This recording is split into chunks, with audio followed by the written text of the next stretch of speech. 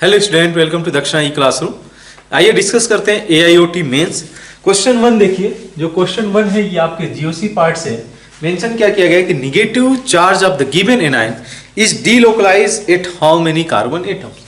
ठीक है, तो हम लोग इसमें अप्रोच क्या रख सकते हैं, या तो हम लोग ड्रॉ करके देख लें, ठीक है, कि कितने ऐसे रिजल्टिंग स्ट्रक्चर हैं जिसमें कि कार्बन पे निगेटिव चार्ज जनरेट हो रहा है, कितने कार्बन एटम है जहाँ पे निगेटिव चार्ज जनरेट हो रहा है। अदरवाइज अगर आपने प्रैक्टिस किया है सफिशिएंट कि जो है इस तरीके से निगेटिव चार्ज यहाँ पे डीलोकलाइज्ड होगा, तब आइडिया आपको सिंपली आ जाएगा कि कितने कार्बन है जिस पे निगेटिव चार्ज है। मान लीजिए मैं इस इलेक्ट्रॉन को यहाँ पे डीलोकलाइज कराऊं तो निगेटिव चार्ज यहाँ पे आएगा, ये पाई इलेक्ट्रॉन इधर आएगा, सिंपली ये फिर जाएगा तो ऑक्सीजन पे निगेटिव चार्ज आएगा। ठीक है, तो मैं ये देख सकता हूँ यहाँ पे निगेटिव चार्ज आएगा। फिर अगर मैं इस निगेटिव चार्ज को इधर डीलोकलाइज कराऊं तो यहाँ पे निगेटिव चार्ज आएगा, इधर फर्दर इसको डीलोकलाइज कराया जाए तो निगेटिव चार्ज यहाँ पे आएगा। हमसे पूछा गया कि how many carbon atoms are there, ठीक है, जिसमें कि निगेटिव चार्ज जनरेट होगा। तो यहाँ पे 3 हम लोग को क्लियरली दिख रहा है, बट एक बार हम लोग ड्रॉ करके भी देखना चाहेंगे कि कितने ऐसे रिजल्टिंग स्ट्रक्चर बन रहे हैं जिसपे कार्बन पे निगेटिव चार्ज जनरेट हुआ है। तो आइए ड्रॉ करते हैं इसमें। तो इसका रिजल्टिंग स्ट्रक्चर क्या बन के आएगा, ये कुछ इस तरीके से होगा। ठीक है, ध्यान से देखिए, इस इलेक्ट्रॉन को मैं इधर डीलोकलाइज कराऊं तो ये निगेटिव चार्ज यहाँ पे आएगा। ठीक है, तो अगर मैं इसको कंसीडर करूं, जो रिजल्टिंग स्ट्रक्चर है डबल बॉन्ड यहाँ पे निगेटिव चार्ज। अब इसको आप या तो इधर डीलोकलाइज करा सकते हो तो यहां से एक रिजल्टिंग स्ट्रक्चर जो है जनरेट होगा, या इसी को आप इस साइड में भी डीलोकलाइज करा सकते हो। तो यहां से रिजल्टिंग स्ट्रक्चर अगर मैं ड्रॉ करूं, ठीक है, ये कुछ मुझे ऐसे दिखेगा। ठीक है, double bond O minus H। यहीं से अगर मैं इसको इधर डीलोकलाइज करा के इधर कराता तो यहां से ही एक और रिजल्टिंग स्ट्रक्चर बन के आता, जो कैसे दिखता, कुछ इस तरीके से। ध्यान से देखिए, तो ये डबल बॉन्ड यहाँ पे निगेटिव चार्ज और ये ऐसे ही रहा CHO डबल बॉन्ड ऑक्सीजन। ठीक है, अब इस निगेटिव चार्ज को फर्दर आप डीलोकलाइज करा सकते हो और देख सकते हो कि क्लियरली ये निगेटिव चार्ज इसमें रेजोनेंस में नहीं जा रहा है। तो यहाँ पे जो रिजल्टिंग स्ट्रक्चर बन के आएगा, राइट, इसको मैं लिख देता हूँ ऐसे PH। ठीक है, डबल बॉन्ड यहाँ पे negative charge double bond C double bond OCH। Question के अंदर क्या पूछा गया है कि कितने कार्बन एटम है जिसपे कि निगेटिव चार्ज जनरेट होगा। ठीक है, तो ये देख लो आप, फर्स्ट जिसपे कि कार्बन पे निगेटिव चार्ज, ये हो गया सेकेंड और ये हो गया थर्ड। मतलब ये 1, यहाँ पे 2 कार्बन नंबर 2, कार्बन नंबर 3, तो 3 will be correct answer for question number 1। ठीक है, बहुत आसान सा प्रॉब्लम है। नेक्स्ट देखिए क्वेश्चन नंबर 2, इसमें पूछा गया है कि how many structural isomers of carbonyl compound, जिसमें कि एल्डिहाइड और कीटोन्स आएंगे, are possible for molecular formula C5H10O। ठीक है, C5H10O। ड्यू की बात करें तो ड्यू इसका 1 होगा, जो रिप्रेजेंट करेगा कार्बन ऑक्सीजन बॉन्ड के लिए, क्योंकि इसमें कार्बोनिल कंपाउंड और जो है कार्बोनिल कंपाउंड में एल्डिहाइड और कीटोन मेंशन किया हुआ है। तो आइए ड्रॉ करते हैं 1 बाय 1। पहला केस ये हो जाएगा, पहले हम लोग एल्डिहाइड को ही ड्रॉ कर लेते हैं। ठीक है, तो 5 कार्बन हो गया ये, यहाँ पे बाद में मैं CHO लगा देता हूँ। ठीक है, इसको थोड़ा सा शिफ्ट करेंगे हम लोग, तो हमारे जो एल्डिहाइड्स हैं वो जनरेट हो जाएंगे। ठीक है, कार्बन, ठीक है, इसको मैं यहाँ पे अगर ऐड कर दूँ तो जनरेट हो जाएगा। ठीक है, उसके अलावा इसमें थोड़ा सा मॉडिफिकेशन किया जाए, कार्बन और यहाँ पे कार्बन और यहाँ पे CH। ठीक है, ये जनरेट हो जाएगा। और कोई पॉसिबिलिटीज है, देख लो आप ध्यान से। ठीक है, एक और केस जनरेट हो सकता है, कार्बन, ठीक है, कार्बन CH। तो ये 4 हो गए आपके एल्डिहाइड। कीटोन की बात करते हैं, तो कीटोन में मैं इसको ड्रॉ कर सकता हूँ। ठीक है, या इसको ड्रॉ किया जा सकता है। क्लियर हुआ? तो 1 2 3 4 5 6 और कोई पॉसिबिलिटीज है कीटोन के केस में। हाँ, इस वाले को ब्रेक किया जाए, इस वाले को थोड़ा सा ब्रेक करूंगा। ठीक है, तो कीटोन और एल्डिहाइड आप सेपरेटली ड्रॉ कर दो, आपको दिख जाएगा। ठीक है, तो ये आपको मिल जाएगा टोटल। इसमें आप देखो तो 4 एल्डिहाइड हो गया और 3 कीटोन्स हो गए, total 7 structural isomers is possible. For C5H10O, जिसमें कि केवल कार्बोनिल कंपाउंड यानी कि एल्डिहाइड और कीटोन होंगे। ठीक है, नेक्स्ट देखिए क्वेश्चन नंबर 3। तो इस क्वेश्चन के अंदर पूछा गया कि number of SO bond in H2O8 2- and number of SS bond in the rhombic sulphur. ठीक है, तो अगर हम लोग इसकी स्ट्रक्चर की बात करें H2O8 2-, तो ये स्ट्रक्चर कुछ ऐसे आएगा, sulphur double bond oxygen, double bond oxygen, यहाँ पे O-, इसमें पेरोक्सी लिंकेज होगा। ठीक है, इसको हम लोग मार्शल्स एसिड भी बोलते हैं, this is called as the Marshall's acid. तो यहाँ पे जो है आप देख सकते हो पूछा गया कि number of sulphur oxygen bond 1 2 3 4, यहाँ पे 1 2 3 4 टोटल 8 S और ऑक्सीजन बॉन्ड है। ठीक है, नेक्स्ट है कि S8 जो रोम्बिक सल्फर होता है S8 जो कि क्राउन शेप लिए रहता है। ठीक है, इस तरीके से अगर मैं इसको ड्रॉ करूं, ठीक है, इसमें पूछा गया है कि नंबर ऑफ, ठीक है, SS बॉन्ड कितने हैं इसमें देख लो आप, 1 2 3 4 5 6 7 8। नंबर ऑफ SS बॉन्ड 1 2 3 4 5 6 7 8, यहाँ पे SS बॉन्ड रोम्बिक सल्फर के अंदर 8 हो जाएगा। तो टोटल इसका सम पूछा है, sum of SO bond and SS bond that is equal to 60। दोनों को ऐड कर दो, सिंपली आपका आंसर इसमें आ जाएगा। नेक्स्ट क्वेश्चन नंबर, अगर हम लोग जो है 4 की बात करें तो क्वेश्चन नंबर 4 में मेंशन किया गया है कि for how many species Ostwald dilution law is not applicable. ठीक है, तो ओस्टवाल्ड डाइल्यूशन लॉ एप्लीकेबल किसके लिए होगा? Ostwald dilution law is applicable for weak electrolyte. ये तो पता है कि ये वीक इलेक्ट्रोलाइट के लिए एप्लीकेबल होगा। अब यहां पे देख लो कि कौन कौन से वीक इलेक्ट्रोलाइट नहीं है।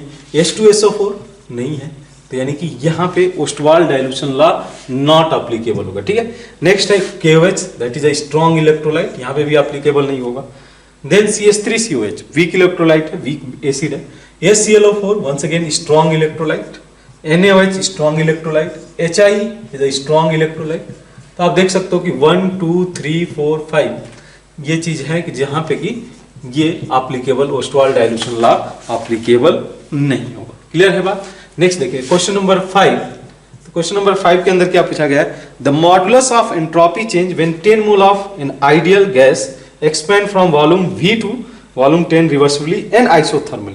तो अगर हम लोग आइसोथर्मल प्रोसेस की बात करें तो डेल्टा S क्या हो जाएगा यहाँ पे, ये आपका -2.303 NR-ln V2/V1, NR-ln V2/V1 log हो जाएगा, क्योंकि मैंने 2.3 ले लिया यहाँ पे।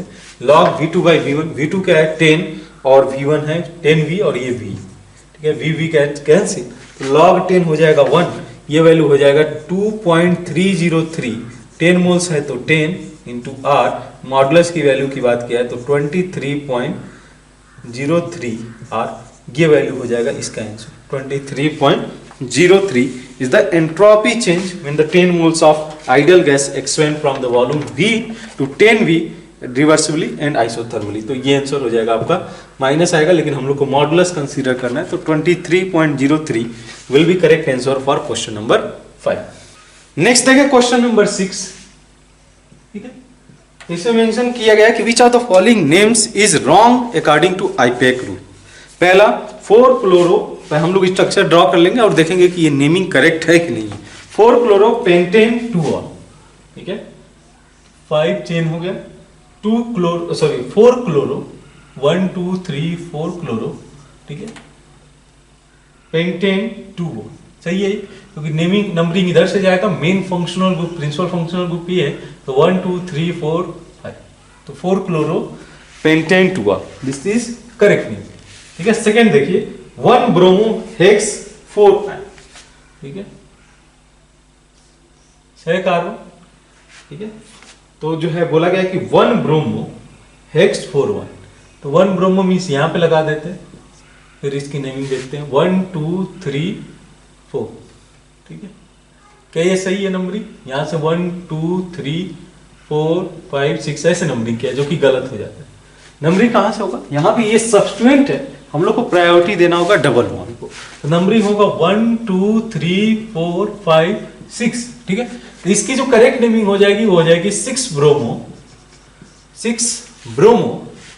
हेक्स 2 ये नेमिंग करेक्ट नेमिंग होगा, ना कि जो गिवन नेमिंग। तो 2 विल बी करेक्ट वन। 2 हम लोग से पूछा गया कि which is wrong according to IUPAC rule, means 2 is wrong, तो 2 आंसर हो जाएगा इस केस में। लेकिन और भी हम लोग देख लेते हैं, और भी ऑप्शन देख लेते हैं। 3 हाइड्रोक्सी बेंजीन 1 कार्बन नाइट्राइल, ठीक है। CN जो है हमारा प्रिंसिपल फंक्शनल ग्रुप होगा, और 3 पोजीशन पे hydroxy, 3 hydroxy benzene 1 carbon nitrile, 3 bromo 1,1 dimethyl cyclopentane, ये भी देखिए। तो ये रहा 3 ब्रोमो 1,1 डाइमिथाइल, नंबरिंग यहीं से स्टार्ट होगा for lowest sets of locant के लिए। तो 3 bromo 1,1 dimethyl cyclopentane, this is also correct. तो 2 इज जो हम लोग का इनकरेक्ट नेमिंग है एज पर आईपेक, तो 2 will be answer. Now question number 7 की बात करें। क्वेश्चन नंबर 7, इसमें मेंशन क्या किया गया है क्वेश्चन नंबर 7 के अंदर, in which compound carbon chlorine bond length is shortest, किसमें इसमें तो शॉर्टेस्ट होगा। तो इसमें 1 by 1 कंसीडर करें तो क्लोरीन रेजोनेंस की वजह से, ठीक है, जितना ज्यादा ये लोन पेयर इधर डीलोकलाइज होगा उतना ये single bond double bond character gain करेगा। इस बात को एग्री करते हो कि जितना ज्यादा ये इलेक्ट्रॉन पाई इलेक्ट्रॉन डीलोकलाइज होगा उतना ही ज्यादा ये single bond double bond character gain करेगा, बॉन्ड लेंथ शॉर्टर होते जाएगा। तो यहाँ पे भी 1 by 1 स्टेप देखते जाते हैं। पहला ये हो गया, सेकेंड कंपेरिजन करना है chlorine CH double bond CH3, इधर से ये हाइपर कॉन्जुगेशन इफेक्ट लगाएगा और इधर से ये लगाएगा, तो यानी कि दोनों थोड़ा बहुत एक दूसरे के इफेक्ट को कैंसिल आउट करेंगे, ठीक है। थर्ड वन देखिए, तो क्लोरीन के साथ CH डबल बॉन्ड CH3, यहाँ पे भी कुछ क्रॉस कॉन्जुगेशन टाइप का देखना पड़ेगा। यहाँ पे हाइपर कॉन्जुगेशन में बोल रहा हूँ, इधर से ये जो CH3 है हाइपर कॉन्जुगेशन इफेक्ट की वजह से इलेक्ट्रॉन डीलोकलाइज कराएगा इस कारण से, तो क्लोरीन उतना इजीली लोन पेयर डोनेट नहीं करेगा। और इस वाले केस में ऑक्सीजन अगर अपना लोन पेयर देता है और इधर से क्लोरीन भी अपना लोन पेयर देगा, तो दोनों एक दूसरे के इफेक्ट को, रेजोनेंस इफेक्ट को स्लाइटली डिमिनिश्ड करेंगे, कम करेंगे, ठीक है।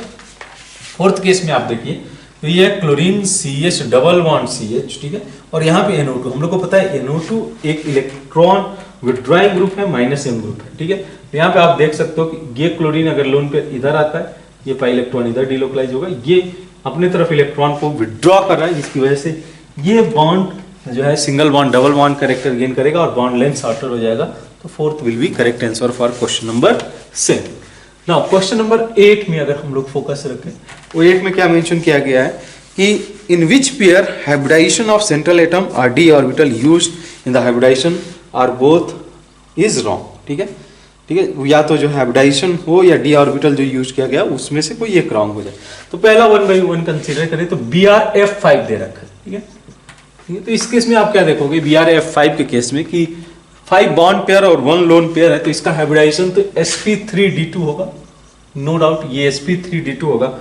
और इसमें जो d ऑर्बिटल यूज किया जाएगा तो Eg ऑर्बिटल dz² और dx² - y² ऑर्बिटल यूज होगा, ठीक है, जो एक्सियल ऑर्बिटल है, ठीक है। एक प्लेनार ऑर्बिटल बोल सकता हूँ और ये एक्सियल ऑर्बिट जो एक्सिस के अलोंग लाइज करते हैं, 2 ऑर्बिटल जो एक्सियल है वो यूज होंगे इस केस में। तो ये ऑप्शन तो करेक्ट है, फर्स्ट इज करेक्ट।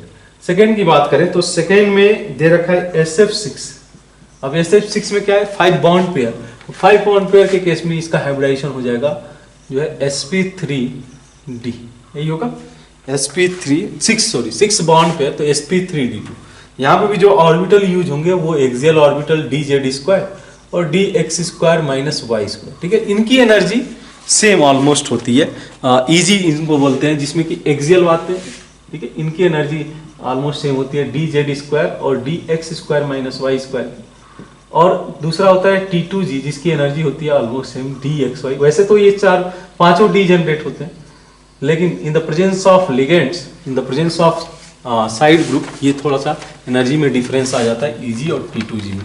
यहाँ पे Eg ऑर्बिटल हाइब्रिडाइजेशन में पार्टिसिपेट करेंगे। नेक्स्ट आप देख लीजिए XeO2F2, XeO2F2। तो इसमें क्या हो जाएगा, आप देखो तो ध्यान से, तो इस केस में अगर हम लोग देखें तो 4 तो बॉन्ड पेयर हो गए, 4 बॉन्ड पेयर और I think 1 loan pair of electron होगा, ठीक है।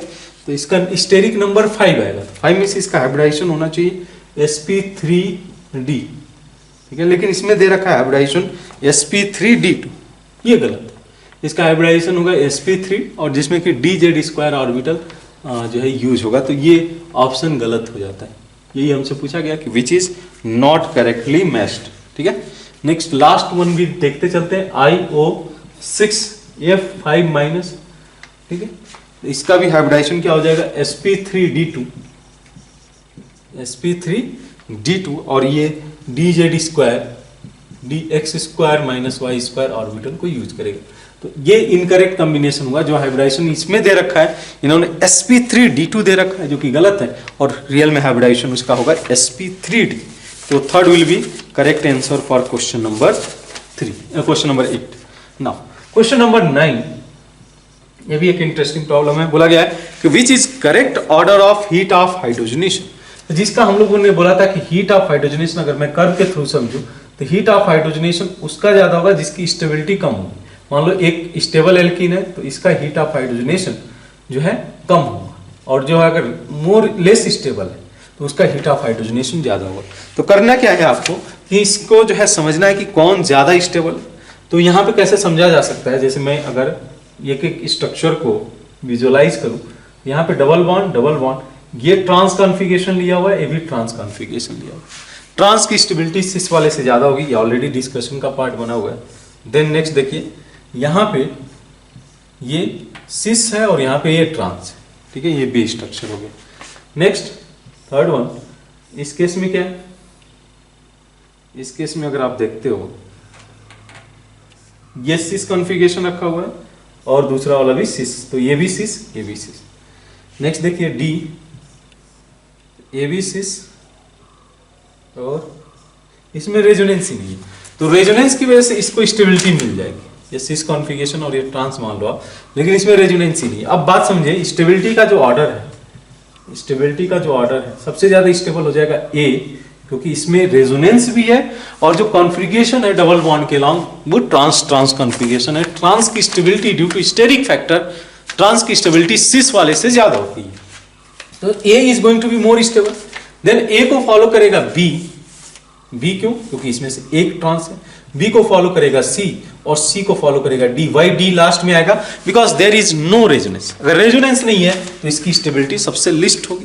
अब हम लोग को बात करना है हीट ऑफ हाइड्रोजनेशन का। अब हीट ऑफ हाइड्रोजनेशन का ऑर्डर क्या जाएगा, जस्ट रिवर्स ऑफ स्टेबिलिटी,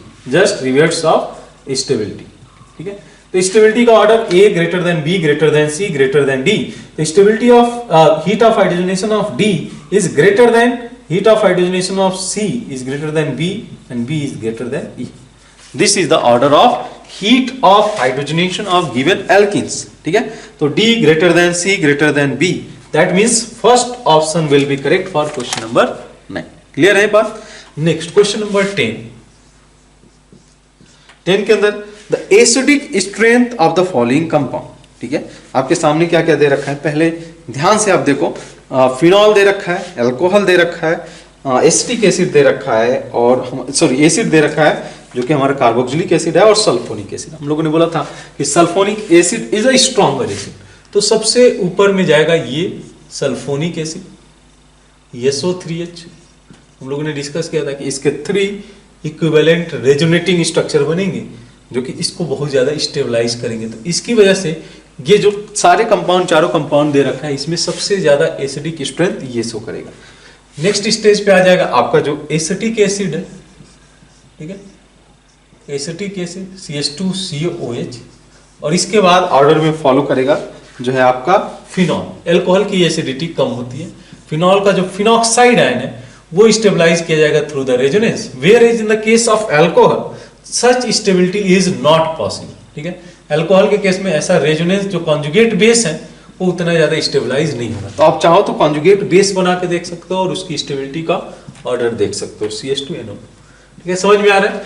इसका कॉन्जुगेट बेस में 3 इक्विवेलेंट रेजोनेटिंग स्ट्रक्चर बन के आएगा, इसमें 2 इक्विवेलेंट रेजोनेटिंग स्ट्रक्चर बन के आएगा और ऑक्सीजन के थ्रू स्टेबलाइज होगा। यहाँ पे एक ही रेजोनेटिंग स्ट्रक्चर, मतलब अगर देखा जाए O- आएगा और ऑक्सीजन पे निगेटिव चार्ज एक ही बार होगा। तो यहाँ पे जो है ऑर्डर क्या जाएगा, सल्फोनिक एसिड। जैसे सल्फोनिक एसिड, इसकी एसिडिक स्ट्रेंथ सबसे ज्यादा। सल्फोनिक को फॉलो करेगा कार्बोक्सिलिक एसिड, मैंने लेक्चर में भी मेंशन किया हुआ है कार्बोक्सिलिक एसिड, देन फिनॉल, और लास्ट में आ जाएगा एल्कोहल। ठीक है, ये एसिडिक स्ट्रेंथ का ऑर्डर जाएगा इस केस में। तो आंसर क्या करेक्ट हो जाएगा, देख लो आप, D, acidic strength of D is greater than acidic strength of C is greater than acidic strength of A is greater than B.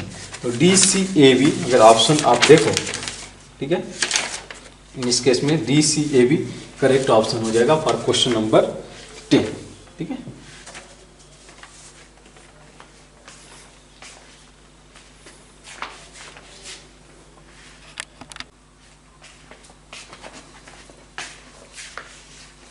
In question number 11, ठीक है, इसमें मेंशन क्या किया गया है, the arrange the following in order of their pKb value, less pKb means more basic. तो इसमें जो है अगर देखिए पहला कंपाउंड देखिए, फोकस करिए, तो पहला कंपाउंड गुआनिडीन लाइक मॉलिक्यूल्स है। ठीक है, इसको हम लोगों ने क्लास में भी डिस्कस किया हुआ है कि इसका जो बेसिक स्ट्रेंथ है बहुत हाई होगा। ये मॉलिक्यूल्स कहलाता है गुआनिडीन मॉलिक्यूल्स। ठीक है, क्यों ऐसा होगा, बिकॉज द कॉन्जुगेट जो बेस होगा वो रेजोनेंस स्टेबलाइज होगा। मान लीजिए आप इसको प्रोटोनेट कर दिए, NH+ बना दिए, तो उसके बाद ये जो लोन पेयर है ये इसको स्टेबलाइज करने का काम करेंगे, दोनों साइड से इसको प्लस सेम इफेक्ट जो है अप्लाई करेंगे, और इस रेजोनेंस की वजह से इसका जो कॉन्जुगेट बेस होगा वो बहुत ज्यादा, कॉन्जुगेट एसिड होगा वो हाईली स्टेबल होगा। अगर कॉन्जुगेट एसिड हाईली स्टेबल है तो कॉन्जुगेट बेस स्ट्रॉन्गर बेस हो, ये हम लोग पढ़ना जानते हैं।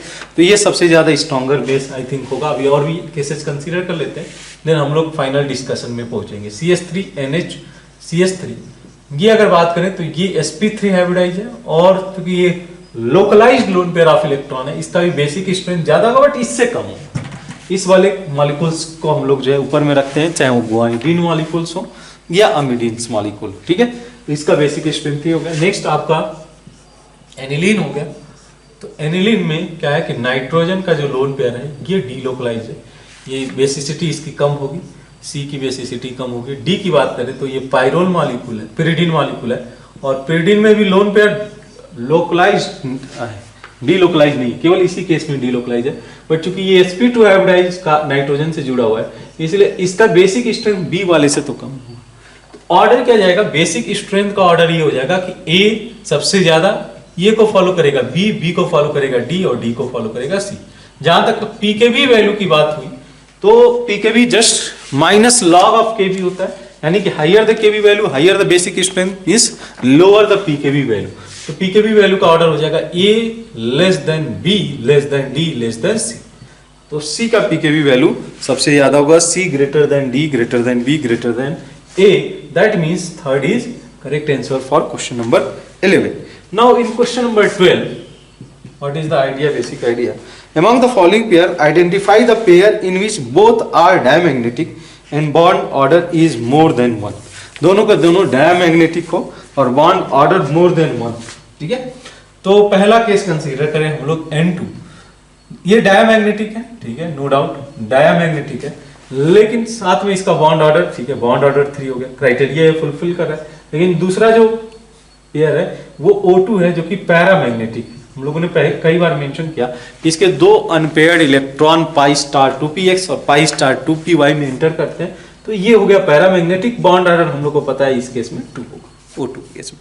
तो ये आंसर नहीं हो सकता है, क्यों? क्योंकि यहाँ पे दोनों के दोनों पैरामैग्नेटिक होना जरूरी है और बॉन्ड ऑर्डर को भी 1 से ज्यादा होना है। B2 की बात कर लेते हैं। B2 अगर हम लोग देखें और O2 2- दे रखा है, ठीक है, तो वैसे ही O2 2- डायमैग्नेटिक हो जाएगा। ठीक है, अच्छा हम लोग को डायमैग्नेटिक ही चाहिए, ये डायमैग्नेटिक हो जाएगा और ये पैरामैग्नेटिक हो जाएगा। अगर आप इसको देखो तो ये पैरामैग्नेटिक B2, बॉन्ड ऑर्डर इसका 1 हो जाएगा। लेकिन हम लोग को क्या चाहिए, bond order is more than 1, तो ये तो गलत वैसे भी हो गया कि डायमैग्नेटिक है और बॉन्ड ऑर्डर 1 है, हमको चाहिए मोर देन 1। थर्ड ऑप्शन पे फोकस कीजिए। तो थर्ड ऑप्शन में क्या मेंशन किया हुआ है इन्होंने, C2, ठीक है, C2 डायमैग्नेटिक होगा और बॉन्ड ऑर्डर इस केस में आपका आ जाएगा 2, ठीक है, bond order will be 2। Next आपका दे रखा है O2 2+, O2 2+ भी डायमैग्नेटिक है और बॉन्ड ऑर्डर इसका अगर आप देखो तो बॉन्ड ऑर्डर इसका हो जाएगा 3। क्यों 3 होगा? बिकॉज आपने 2 इलेक्ट्रॉन नॉन बॉन्डिंग ऑर्बिटल से निकाला है, तो इसका answer third will be correct answer. F2 में और O2 में बात करने की जरूरत नहीं है। F2 और O2 की बात करें, O2 वंस अगेन पैरामैग्नेटिक हो जाएगा, वैसे ही ऑप्शन गलत हो जाता है। Third is correct answer for question number 12। Now in question number 30, ठीक है, बोला गया कि which of the following relation is correct with respect to first and second ionisation potential of sodium and magnesium. तो सोडियम और magnesium की बात करें, ठीक है, मैग्नीशियम, ठीक है, तो यहां पे 1s2 इसका कॉन्फ़िगरेशन लिख दिया जाए, 1s2 2s2, ठीक है, 2p6 3s1। और इसका कॉन्फ़िगरेशन अगर मैं लिखता हूं 1s2 2s2 2p6 3s2, ठीक है। अब इस आइडिया को समझना, ये इलेक्ट्रॉन सोडियम को पहला आयनाइजेशन एनर्जी अगर मैं सोडियम प्लस में कन्वर्ट करता हूं तो ये configuration noble gas configuration attain कर लेगा, 2s2 2p6, ठीक है। और इसकी अगर मैं बात करूं, ठीक है, ठीक है, इसकी बात करूं तो ये हो जाएगा कॉन्फ़िगरेशन, अगर मैं मैग्नीशियम प्लस की बात करूं तो हो जाएगा 1s2 2s2 2p6 3s2, ठीक है। तो यहां पे पहला दे रखा है first ionisation of magnesium is equal to second of sodium, ये गलत है, ये गलत है। Next ionisation energy of first ionisation energy of sodium is greater than first ionisation energy of magnesium, that is also wrong.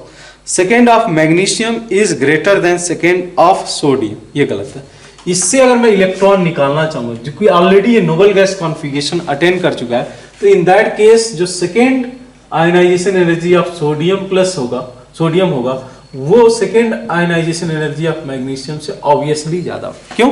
क्योंकि ये noble gas configuration attain कर लिया बाय लूजिंग वन इलेक्ट्रॉन, और यहाँ पे अभी नोबल गैस कॉन्फ़िगरेशन अटेन नहीं हुआ है, तो यहाँ से मैं इस वाले इलेक्ट्रॉन को इजीली निकाल सकता हूँ। इस इलेक्ट्रॉन को निकालने में मुझे बहुत ज्यादा एनर्जी देनी पड़ेगी, यानी कि fourth is correct answer for question number 30। Now question number 40 जो कि हम लोग का अल्काइन से दे रखा है, आगे चल के इस रिएक्शंस को हम लोग देखेंगे। बोला गया कि out of following in which the relation polar order is obtain, ठीक है। ये शायद अभी रिएक्शन आपने नहीं देखा होगा, बट इसको जल्दी हम लोग इस रिएक्शंस को कवर करेंगे, ठीक है। H2 पैलेडियम, ठीक है, कैल्शियम कार्बोनेट, ये लिंडलर्स कैटलिस्ट यूज किया जा रहा है। तो लिंडलर्स कैटलिस्ट के अंदर इसका पार्शियल हाइड्रोजनेशन होगा और ये सिस प्रोडक्ट फॉर्म करेगा। सिस प्रोडक्ट में क्या होगा कि दोनों हाइड्रोजन पार्शियल हाइड्रोजनेशन के थ्रू दोनों हाइड्रोजन सेम साइड में जुड़ेंगे। तो बोला गया कि which of the following is polar, यानी कि डाइपोल मोमेंट जीरो ना हो। देख सकते हो क्लियरली इसका mu is not equal to zero, first option ही करेक्ट हो जाता है। अच्छा, और ऑप्शन भी चेक करते चलते। पहला सेकेंड वन दिया हुआ है ethyl triple bond C ethyl, इसको हम लोग ट्रीट कर रहे हैं जो कि कहलाता है birch reduction, sodium in the presence of liquid ammonia. अब यहाँ पे जो प्रोडक्ट फॉर्म करेगा कार्बन हाइड्रोजन इधर इथाइल इधर, इसका डाइपोल मोमेंट जीरो हो जाएगा। इस केस में म्यू इक्वल टू जीरो, ये पोलर नहीं होगा। नेक्स्ट थर्ड देखिए CH3 CHO, जिसको हम लोग बोलते हैं Clemmensen reduction zinc अमालगम with HCl। इस केस में क्या होगा, ये कन्वर्ट हो जाएगा CH3 में इथेन में, यहाँ पे भी mu equal to zero. Now fourth one is PHC double bond OH, इसको हम लोगों ने ट्रीट किया हुआ है sodium hydroxide in the presence of calcium oxide, ये डीकार्बोक्सिलेशन होगा और फाइनली ये फिनाइल दे देगा, यानी कि बेंजीन रिंग दे देगा, ठीक है। ये भी इसका भी डाइपोल मोमेंट जीरो हो जाएगा। तो answer will be first in the question number 40, ठीक है। नाउ क्वेश्चन नंबर 15 अगर आप देखिए, क्वेश्चन नंबर 15 इसमें क्या मेंशन किया गया है क्वेश्चन नंबर 15 में कि which of the following compound has the aromatic character. One by one consider करें हम लोग। डबल बॉन्ड, ये वाला कार्बन पे फोकस करोगे तो ये कार्बन sp3 हाइब्रिडाइज है, ये नहीं हो सकता, ठीक है। और तो इसमें 6 पाई इलेक्ट्रॉन होंगे जो कि रेजोनेंस में है, चूंकि ये आउट ऑफ प्लेन चला जाएगा तो ये साइक्लिक कॉन्जुगेशन नहीं पॉसिबल है। नेक्स्ट देखिए डबल बॉन्ड ऑक्सीजन, ठीक है। अगर इस इलेक्ट्रॉन को, ये नॉन एरोमेटिक के कैटेगरी में आएगा, इस इलेक्ट्रॉन को इधर शिफ्ट कर दूं, ऑक्सीजन पोलर है, इस वजह से इलेक्ट्रॉन उधर शिफ्ट होगा। यहाँ पे 4 पाई इलेक्ट्रॉन है, ये सिस्टम एंटी एरोमेटिक कहलाएगा, this system is anti aromatic. Third पे फोकस करिए, ठीक है, थर्ड वाले पे, ये वाला भी स्ट्रक्चर हम लोगों ने डिस्कस किया होगा। ये निगेटिव चार्ज अगर इधर जाता है, इससे पॉजिटिव चार्ज आएगा। अब आप देख सकते हो 6 पाई इलेक्ट्रॉन इसमें है और ये सिस्टम एरोमेटिक कहलाएगा। तो यही पूछा गया था कि which is aromatic in the nature. Now fourth one में क्या दे रखा है, नाइट्रोजन। यहाँ पे भी सेम कहानी है, ये वाला कार्बन sp3 हाइब्रिडाइज है, तो इसमें प्लेनारिटी होगी नहीं। अगर मॉलिक्यूल नॉन प्लेनार है तो इन दैट केस ये नॉन एरोमेटिक के क्राइटेरिया में आ जाएगा। तो third will be correct answer for question number 15। Next 16 की बात करें, what is the molar solubility of MnO manganese hydroxide, ठीक है, इसकी सॉल्युबिलिटी बताना है किसमें, ठीक है, in a buffer solution containing equal amount of ammonium plus and ammonia, ठीक है, अमोनियम प्लस एन अमोनिया का बफर सॉल्यूशन। तो हम लोग पीएच क्या लिख सकते हैं बफर सॉल्यूशन का, पीएच इक्वल टू, यहाँ पे पीओएच ही निकाल देते हैं, pOH equal to pKb plus log of, ठीक है, acid by conjugate acid by salt, ठीक है, कॉन्जुगेट एसिड बाई बेस, या आप सॉल्ट लिख सकते हो। तो पीकेबी इसका अमाउंट दोनों का इक्वल है, अमोनियम प्लस और अमोनिया का इक्वल अमाउंट है, तो ये log 1 0 हो जाएगा, बचेगा पीकेबी, ठीक है। तो पीओएच इक्वल टू पीकेबी, यहां से रिलेशन आएगा। अच्छा, यहां पे यानी कि मैं लिख सकता हूं OH minus is equal to Kb, यही होगा, OH माइनस का कंसेंट्रेशन केबी के बराबर होगा, और केबी क्या दे रखा है, that is equal to 1.8 into 10⁻⁵, ये केबी की वैल्यू है। तो OH माइनस का कंसेंट्रेशन ये हो जाएगा 1.8 इंटू 10⁻⁵। अब आपको सॉल्व क्या करना है कि KSP, ठीक है, equal to concentration of magnesium 2+ into concentration of OH minus का स्क्वायर, ठीक है। KSP दे है मेंशन 4.5 इंटू 10⁻⁴।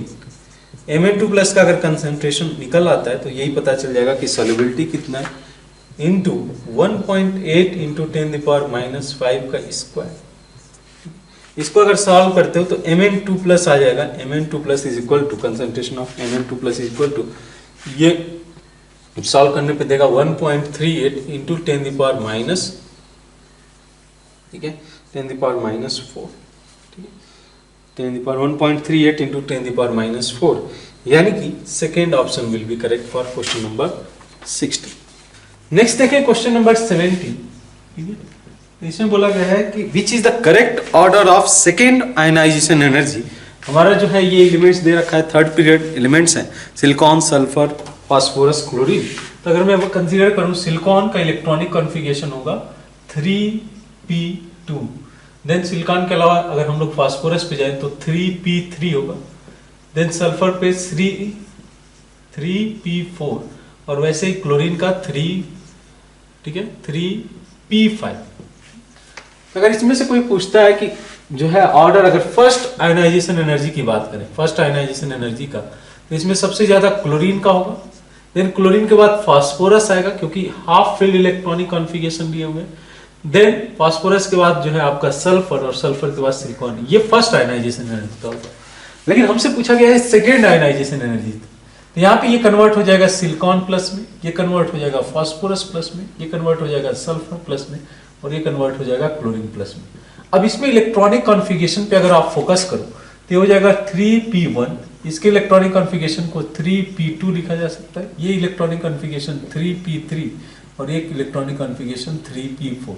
तो अगर हम लोग सेकेंड आयनाइजेशन एनर्जी की बात करें तो ये यहाँ पे देखोगे कि ये हाफ फील्ड इलेक्ट्रॉनिक कॉन्फ़िगरेशन रखा हुआ है, तो सल्फर का सबसे ज्यादा, सल्फर के बाद ये क्लोरीन आएगा, क्लोरीन के बाद फास्फोरस, और फास्फोरस के बाद सिलिकॉन, ठीक है। दो चीजों पे डिपेंड करेगा, यहाँ पे हाफ फील्ड इलेक्ट्रॉनिक कॉन्फ़िगरेशन से एक जंप मिल जाएगा, और उसके बाद हम लोग साइज की बात करते हैं, जिसका स्मॉलर साइज होगा उससे इलेक्ट्रॉन निकालना इजी नहीं होगा, तो यहाँ से सल्फर को फॉलो करेगा क्लोरीन, क्लोरीन के बाद फास्फोरस, फास्फोरस के बाद सिलिकॉन, यानी कि fourth option will be correct for question number 17।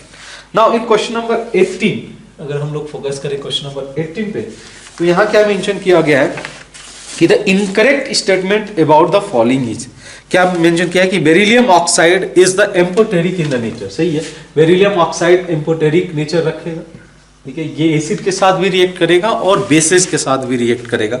Beryllium oxide is amphoteric in nature, ठीक है, तो it is correct answer. Then solubility of sulphate of second group sulphate जो है डिक्रीजेस डाउन द ग्रुप। सही है, जो सॉल्युबिलिटी डाउन द ग्रुप आप देखोगे तो इसका लैटिस एनर्जी ज्यादा इंक्रीज होते जाएगा और इसका जो सॉल्युबिलिटी है वो डिक्रीज होते जाएगा अगर हम लोग डाउन द ग्रुप जाए तो। That is also correct answer.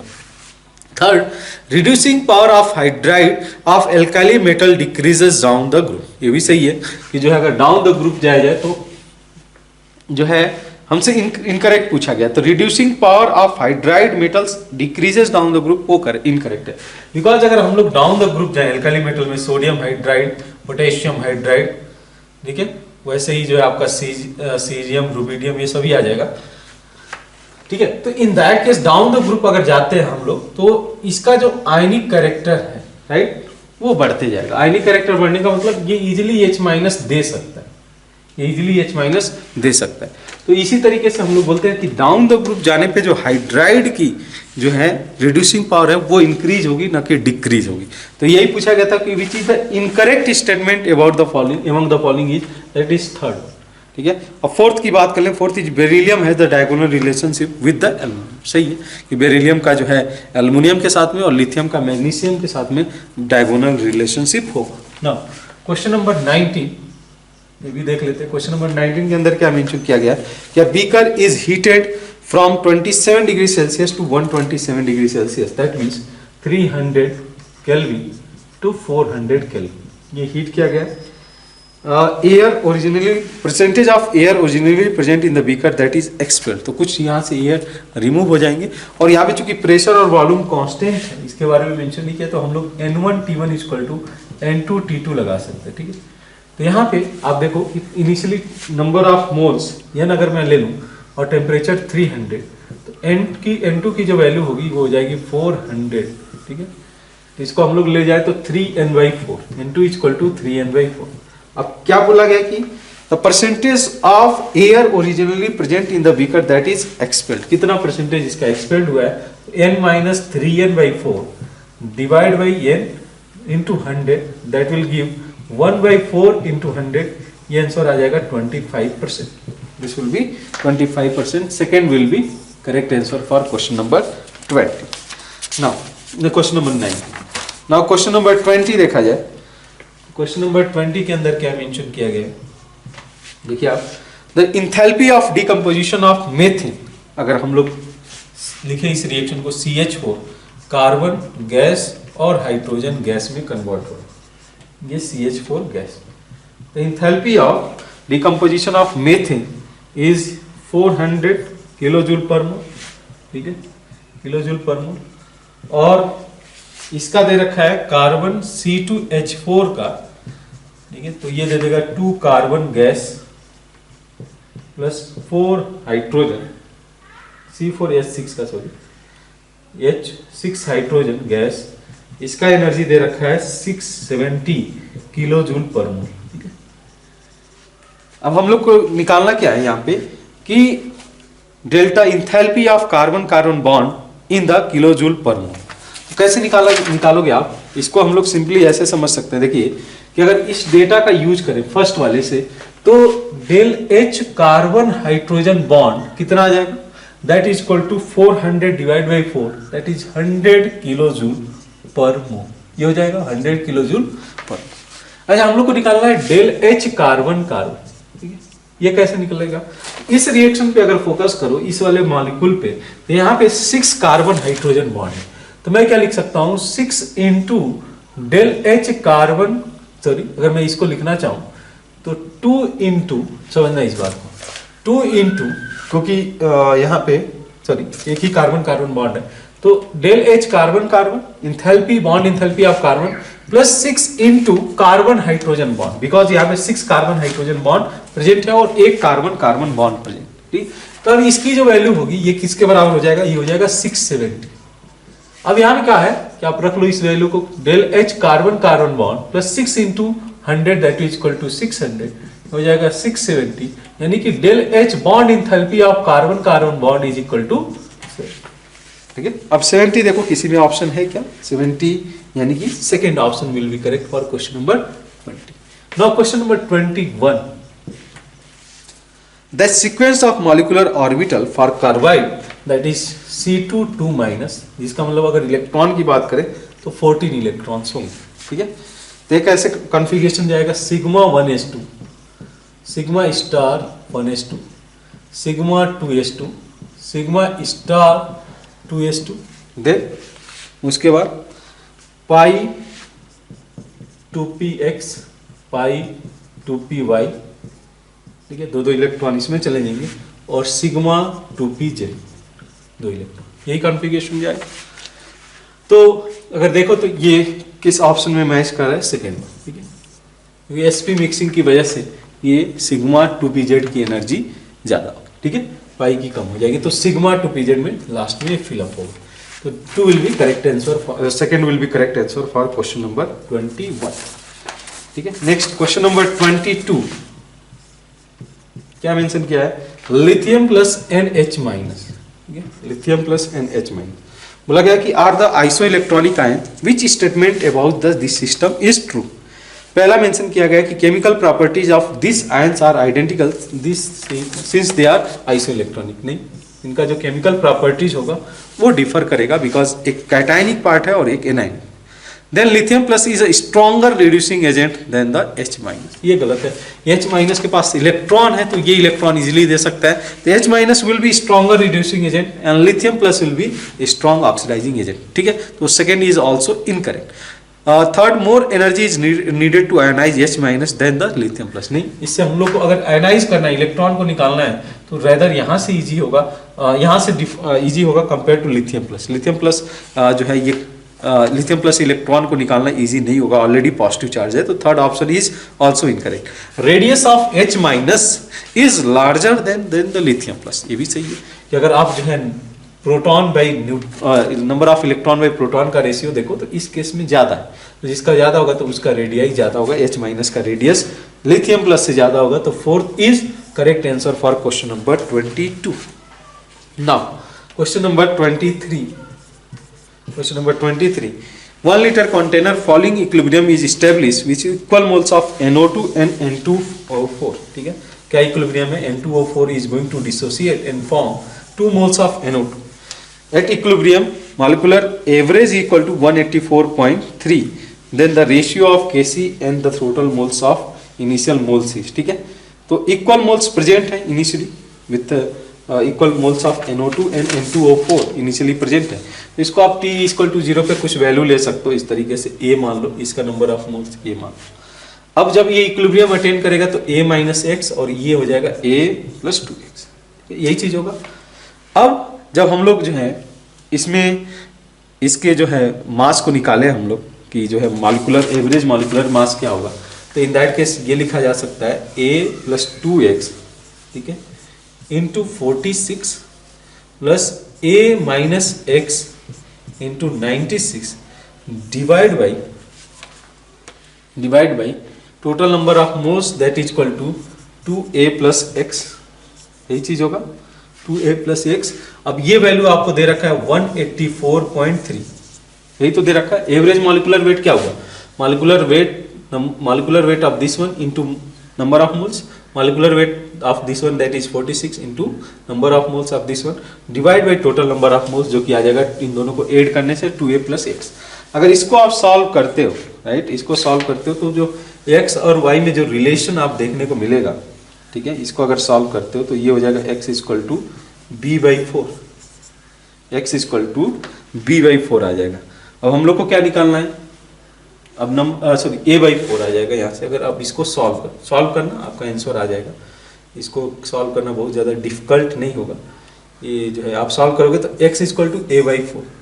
तो number of moles of N2O4 और NO2 की बात की जाए कितने आ जाएंगे, ये हो जाएगा a minus A by four that is equal to 3a/4 और ये आ जाएगा आपका a प्लस 2x/4 यानी कि आपका हो जाएगा a/2 यानी कि 3a/2 करेक्ट। ये हो जाएगा 3a/4 और 3a/2। केसी की बात करें तो केसी में क्या हो जाएगा इसका 3a/2 का स्क्वायर डिवाइड बाई 3a/4 ठीक है। तो ये हो जाएगा 9a²। तो 9 को अगर डिवाइड करेंगे तो 3a हो जाएगा और ये कैंसिल आउट हो जाएगा तो 3a/4 4 गेट कैंसिल तो ये कितना आंसर हो जाएगा 3। ये हो गया केसी की वैल्यू 3a डिवाइड बाई हम लोग को क्या करना है हम लोग को निकालना है KC by total number of moles जो कि है 2a। Total number of moles a हो जाएगा 2a हो जाएगा तो 3a/2a that will give 3/2 that means 1.5 will be correct answer for question number 23 ठीक है। Then question number 24 question number 24 borax on heating strongly above its melting point melt to liquid which is solidified to transparent mass commonly known as the borax bead. The transparent glassy mass consists of ठीक है। तो अगर हम लोग Na2B4O7 जिसको हम लोग borax बोलते हैं ठीक है इसको अगर हम लोग हीट करते हैं .10H2 ये पहले तो ये दे देगा Na2B4O7 ठीक है Na2B4O7 और फर्दर इसको अगर इसको हीट किया जाए तो ये फॉर्म करेगा सोडियम मेटाबोरेट और साथ में B2O3 ठीक है जिसको हम लोग बोराक्स बीट बोलते हैं या बोरिक एनहाइड्राइड भी बोलते हैं। तो यहाँ पे जो प्रोडक्ट फॉर्म करके आएगा boric anhydride this is the boric anhydride and sodium metaborate यानी कि fourth option will be correct for question number 24। Question number 25 देख लेते हैं अभी। In question number 25 0.1 mole of KMnO4 can not oxidize completely. तो अगर हम लोग बात करें इसमें 0.1 मोल्स है मोलर है तो यानी कि अगर हम लोग नंबर ऑफ इक्विवेलेंस कंसीडर करना चाहें ठीक है जो है इसका जो है नॉर्मेलिटी कैलकुलेट करें तो एन फैक्टर कितना होगा KMnO4 के केस में हम लोग को पता है यहाँ पे ये +7 ऑक्सीडेशन स्टेट से +2 ऑक्सीडेशन स्टेट में जाएगा ठीक है। तो इसके लिए एन फैक्टर हो जाएगा 5 यानी कि अगर मैं नॉर्मेलिटी की बात करूं इस केस के लिए तो 0.5 जो है 5 × 0.1 0.5 नॉर्मल हो जाएगा। तो अब देखो आप इस केस में जो है कौन सा इसमें बोला गया कि इस कैन नॉट ऑक्सीडाइज कंप्लीटली तो जिसमें नंबर ऑफ इक्विवेलेंट सेम होंगे वो कंप्लीट ऑक्सीडेशन में जाएंगे और जो है कंप्लीट रिएक्शन में जाएंगे कंप्लीट ऑक्सीडाइज होंगे और जिसमें नहीं होगा उस नहीं जाएगा। तो पहला केस देख लेते हैं 0.25 इंटू जो है आपका 0.25 मोलर ऑफ H2C2O4 ये कन्वर्ट होगा 2 मोल्स ऑफ CO2। यहाँ भी इसका ऑक्सीडेशन स्टेट अगर आप कैलकुलेट करते हो तो -2 आएगा ठीक है नहीं अगर इसका आप कैलकुलेट करते हो तो 2 इंटू -2x -8 + 2 ये आ जाएगा +3 और +3 से ये +4 में जा रहा है 2 जा रहा है तो 2 हो जाएगी। तो इसके लिए n फैक्टर 2 है तो n फैक्टर 2 0.25 से अगर n फैक्टर मल्टीप्लाई कर दो तो हो जाएगा 0.5 इसके बराबर है यानी कि यहाँ पे कंप्लीट रिएक्शन होगा। नेक्स्ट देखिए 0.5 मोलर ऑफ FeSO4 तो FeSO4 कन्वर्ट होगा Fe2+ से ऑक्सीडाइज होके Fe3+ में जाएगा और इसके लिए n फैक्टर होगा 1। अब हम लोगों ने 0.5 मोलर ही दिया हुआ है इसके लिए नॉर्मेलिटी इतना ही हो जाएगा। देन FeC2O4 दिया हुआ है m/6 दे रखा है ठीक है m/6। अब ये कन्वर्ट होगा CO2 में और Fe3+ में कन्वर्ट होगा ठीक है Fe2+ Fe3+ में कन्वर्ट होगा और ये CO2 में कन्वर्ट होगा। तो इसके लिए जो n फैक्टर होगा ये हो जाएगा आपका 3/2 ठीक है 3/2। इसको अगर आप कैलकुलेट करते हो सॉरी ये हो जाएगा 6/2 तो यहाँ पे भी ये 0.5 ही आ जाएगा 0.5 मोल। आप एक बार देख सकते हो कि ये CO2 जो है +3 से +4 में जा रहा है 2 CO2 है तो 2 का चेंज हुआ और Fe2+ Fe3+ में जाएगा तो 3 नेट चेंज जो है 3 का हो रहा है ये चीज समझना। 2 +3 से +4 कार्बन +3 से +4 में जा रहा है और आयरन +2 से +3 में जा रहा है ये चीज है। तो यानी कि नेट जो चेंज है वो 3 का होगा तो ये हो जाएगा m/2 यानी कि 0.5 मोलर। तो एक लास्ट केस वही बचा हुआ है। लास्ट केस में क्या है हम लोगों ने लिया हुआ है 0.6 मोलर K2Cr2O7 ठीक है। अब एसिडिक मीडियम में ये कन्वर्ट होगा क्रोमियम 3+ में ठीक है। तो 3 का चेंज होगा 2 क्रोमियम के लिए 6 का चेंज होगा तो यहाँ पे ये वैल्यू अलग आएगा जो है। अब देखो आप अगर कंसीडर करो ये ऑक्सीडाइज नहीं कर पाएगा chromium K2Cr2O7 already oxidising agent है, तो KMnO4 इसको नहीं ऑक्सीडाइज कर पाएगा। Fourth is a correct answer for question number 25। तो ये रहा हम लोग का AIoT मेंस, ठीक है, जिसमें कि ओवरऑल पेपर इजी ही है, बहुत ज़्यादा डिफिकल्ट नहीं है। अगर आप जो है सिंपल कॉन्सेप्ट आपको पता है तो आप इजीली इस पेपर को अटेम्प्ट कर सकते हो। ठीक है, तो मिलते हैं लेक्चर के साथ में, तब तक के लिए थैंक यू।